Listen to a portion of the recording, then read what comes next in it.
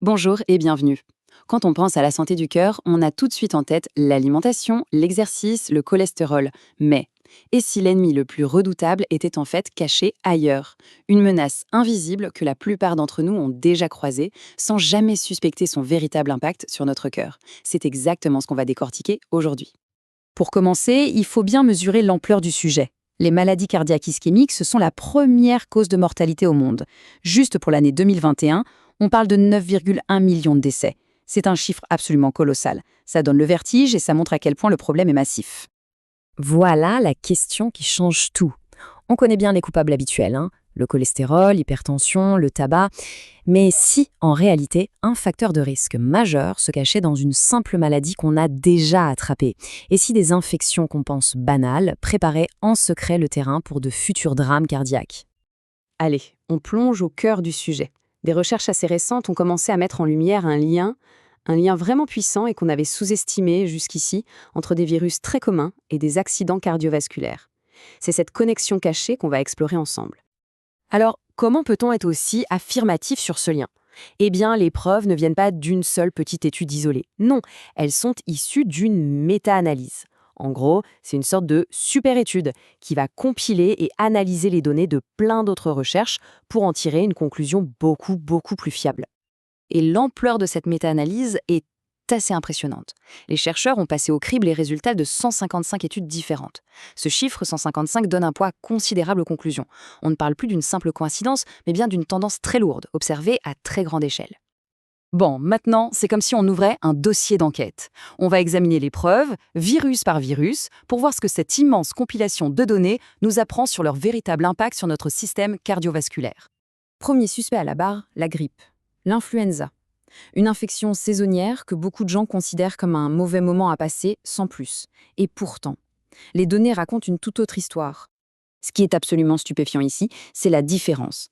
Dans le mois qui suit une grippe, une vraie grippe confirmée en labo, le risque d'AVC est multiplié par 5 fois. Et celui de faire une crise cardiaque augmente de façon très similaire. C'est une montée en flèche, spectaculaire et surtout très rapide. On passe au suspect suivant. Un virus que le monde entier connaît maintenant très bien, le SARS-CoV-2, celui qui cause la Covid-19. Et malheureusement, son impact ne se limite pas aux poumons. Les chiffres parlent d'eux-mêmes. Dans les 14 semaines après l'infection, le risque de développer une maladie cardiovasculaire grimpe de 74% et celui de faire un AVC de 69%. Ces données, elles confirment que, même une fois la phase aiguë passée, le virus peut laisser des séquelles dangereuses pour le système cardiovasculaire. Mais l'enquête ne s'arrête pas aux infections aiguës, celles qui durent quelques jours ou quelques semaines. Certains virus, eux, s'installent dans le corps sur le long terme. Et là, ils créent une menace silencieuse, mais persistante pour le cœur. Ce tableau, il illustre parfaitement cette menace de fond. Prenez le VIH, on observe une augmentation de 60% du risque de maladie coronarienne. L'hépatite C, c'est plus 27%. Et même le zona, qui est une réactivation du virus de la varicelle, augmente le risque de 12%. En fait, ces virus chroniques maintiennent un état d'inflammation quasi permanent qui, petit à petit, use le système cardiovasculaire. Jusqu'ici, on a vu les preuves, les faits, le quoi. Maintenant, il faut comprendre le comment. Qu'est-ce qui se passe concrètement dans notre corps pour qu'un simple virus respiratoire puisse, à terme, provoquer une crise cardiaque? Voilà le mécanisme d'attaque décomposé en 4 étapes clés. Tout part de l'infection virale. Ça déclenche une réponse immunitaire massive, une sorte de tempête inflammatoire dans le corps. Cette tempête peut abîmer la paroi de nos vaisseaux sanguins. Résultat, les plaques de cholestérol déjà présentes deviennent instables. Si l'une d'elles se rompt, un caillot se forme pour colmater la brèche, et c'est ce caillot qui peut bloquer le flux sanguin. Et ça, c'est la crise cardiaque ou l'AVC. Bon, face à cette menace, on n'est pas démunis, ce n'est pas une fatalité. Passons maintenant du problème aux solutions. Comment est-ce qu'on peut construire une défense vraiment efficace contre cet ennemi viral? Cette image résume parfaitement la stratégie à adopter. C'est un peu comme un jeu d'échecs. Pour chaque menace virale, il existe un bouclier, une parade. La vaccination est évidemment en première ligne, c'est notre meilleure arme.